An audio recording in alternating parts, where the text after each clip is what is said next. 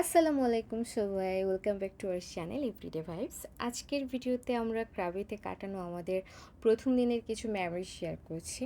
তো আমরা ছিলাম আওনাং এরিয়াতে অ্যান্ড সেখান থেকে দিনটা শুরু করেছিলাম বিচ ওয়াক দিয়ে। তো ক্রাবি সম্পর্কে অনেক কথা শুনেছিলাম, কিন্তু নিজের চোখের দেখার এক্সপিরিয়েন্সটা ছিল একদম ডিফারেন্ট। তো এই ভ্লগে আমরা আমাদের আওনাং বিচ ঘুরেছিলাম, এরপর ডিনার করেছিলাম লিলি গ্রিলে, আর সবশেষে ঘুরে দেখেছিলাম আওনাং ল্যান্ডমার্ক নাইট মার্কেট। তো আশা করি ভিডিওটা তোমাদের ভালো লাগবে, অ্যান্ড যদি ভালো লাগে অবশ্যই লাইক কমেন্ট শেয়ার করতে ভুলো না। তাহলে চলো আমাদের ক্রাবি ডে 1 ব্লগটা শুরু করি।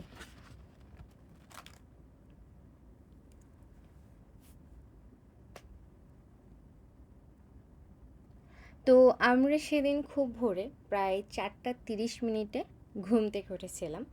বাইরের আকাশটা ছিল একটু মেঘলা, একটু না বেশ খানিকটাই মেঘলা ছিল। তারপর আমরা একটা গ্র্যাব বুক করি এয়ারপোর্টে যাওয়ার জন্য। আর আমরা এতটাই এক্সাইটমেন্ট ছিল আমাদের মধ্যে যে আমাদের আসলে ঘুমটাও ঠিকমতো হয়নি। আমরা ভোর 4:30 আসলে ঘুম থেকে উঠে পড়ি। তারপর আমরা সুবর্ণভূমি এয়ারপোর্টের দিকে রওনা দিয়েছিলাম। আকাশ খুবই মেঘলা ছিল অলরেডি তখন, ভোর হওয়ার দিকে, বাট সূর্য ওঠেনি।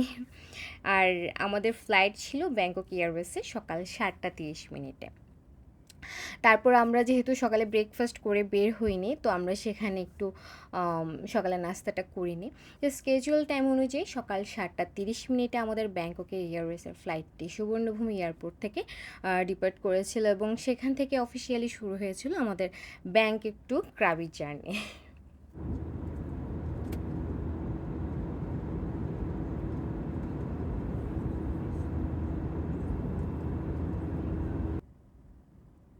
তারপর আমাদেরকে ওখানেও ব্রেকফাস্ট দেওয়া হয়েছিল, খাবারটা খারাপ ছিল না, বেশ ভালো ছিল। অ্যান্ড ফাইনালি আমরা ক্রাবি ইন্টারন্যাশনাল পোর্টে পৌঁছে গেছি, এয়ারপোর্টে। তারপর সেখান থেকে আমরা আমাদের হোটেল পর্যন্ত একটা গাড়ি ভাড়া করি। গাড়ি ভাড়াটা নিয়েছিল প্রায় 400 বাত করে। তারপর গাড়ি করে আমরা আমাদের হোটেলের উদ্দেশ্যে রওনা দিয়েছিলাম, অ্যান্ড যেতে যেতে আমি টুকটাক ভিডিও ক্যাপচার করি। আর ক্রাবির রাস্তাটা খুব বেশি সুন্দর ছিল, আমার তো দেখতে বেশ ভালো লাগছিল। আমরা প্রায় 40 মিনিটের মতো সময় লাগে আমাদের হোটেলে পৌঁছাতে। আমি আসলে বেশ কয়েকটা ভিডিও ফুটেজ নিয়েছিলাম আসলে তোমাদের সাথে শেয়ার করার জন্য।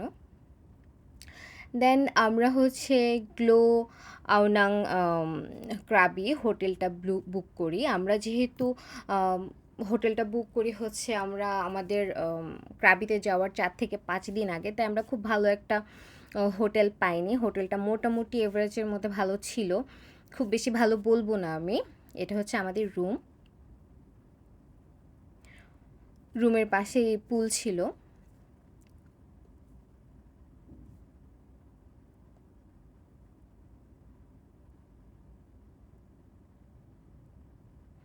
একটা বারান্দাও ছিল, তবে রুমটা বেশ ছোট ছিল এবং ওয়াশরুমটা অনেক ছোট ছিল। তারপর আমরা রওনা দিই আওনাং বিচে যাওয়ার জন্য, এবং আমরা একটা ছোট টুকটুকের মতো গাড়ি ভাড়া করি। আমরা আওনাং বিচে পৌঁছে গিয়েছি, অ্যান্ড আমি কিছু ভিডিও ক্যাপচার করি। আমার ভীষণ ভালো লেগেছে আওনাং বিচটা। এইখান থেকে আমাদেরকে অফার করা হচ্ছিল রেলে ব্রিজে যাওয়ার জন্য, বাট সেদিন আমাদের রেলে ব্রিজে যাওয়ার কোনো প্ল্যান ছিল না। তো আমরা এই সাইডটাতেই থাকি।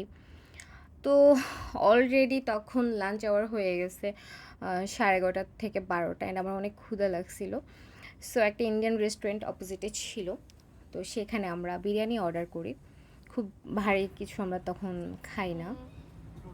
দেন আমরা হোটেল রুমে চলে যাই, কারণ হচ্ছে এত সকালে ঘুম থেকে ওঠার কারণে আমি খুব বেশি টায়ার্ড ছিলাম, সো আমার একটু ঘুমানোর দরকার ছিল। দেন আমি প্রায় 2 থেকে 3 ঘন্টা ঘুমানোর পর ঘুম থেকে উঠে আমরা প্ল্যান করি যে আমরা লিলি গ্রিল একটা রেস্টুরেন্ট আছে সেখানে যাব, সানসেট দেখব। দেন আমি একটু রেডি হয়ে নিই, এটা হচ্ছে আমার ক্রাবের প্রথম দিন আমি যে ড্রেসটা পরেছিলাম সেটা দেন আমি টুকটাক ভিডিও করি। তো রেস্টুরেন্ট থেকে আমাদেরকে নেওয়ার জন্য গাড়ি পাঠানো হয়। তো আমরা এখন রেস্টুরেন্টটাতে যাচ্ছি। রেস্টুরেন্টটা আসলেই খুব বেশি সুন্দর ছিল, আমার অনেক ভালো লেগেছে। যেহেতু ওয়েদার ডাল ছিল তাই আমাদের সানসেটটা খুব বেশি দেখা হয়নি, আসলে গোল্ডেন আওয়ারটা আমরা মিস করেছিলাম, বাট মোমেন্টটা আমার অনেক ভালো লেগেছে, আমার সব সময় মনে থাকবে। আর রেস্টুরেন্টটা বেশ বড় ছিল। তো আমি একটু টুকটাক আমার ভিডিও করে নিই, আর আমার ভিডিও ক্যাপচার করেছে আমার হাজব্যান্ড। আর ওদের ব্যবহার বিহেভিয়ার খুবই ভালো ছিল, তাদের খাবারগুলো অনেক বেশি ভালো ছিল, তাদের রেস্টুরেন্টের লোকেশনটা খুব বেশি ভালো ছিল। আর যেহেতু রেস্টুরেন্ট একটু উপরে ছিল, পাহাড়ের উপরে, তো রাস্তাগুলো অনেক খারাপ ছিল, বেশ ভালো লেগেছে, এনজয় করেছি, ভয় লেগেছে। তো থাই ফুড অর্ডার করেছিলাম। তো থাই ফুডের মধ্যে আমার টমিম স্যুপটা কিন্তু খুব বেশি পছন্দের, আমি টমিম স্যুপ অনেক বেশি পছন্দ করি। তো আমি যেখানেই যাব স্যুপটা আমি মাস্ট অর্ডার করব। তো অন্যান্য খাবারগুলোও বেশ ভালো লেগেছে। এটা আমাদের অলমোস্ট ডিনার বলা যায়, কজ এরপর আমরা আর তেমন কোনো কিছু খাওয়া দাওয়া করিনি।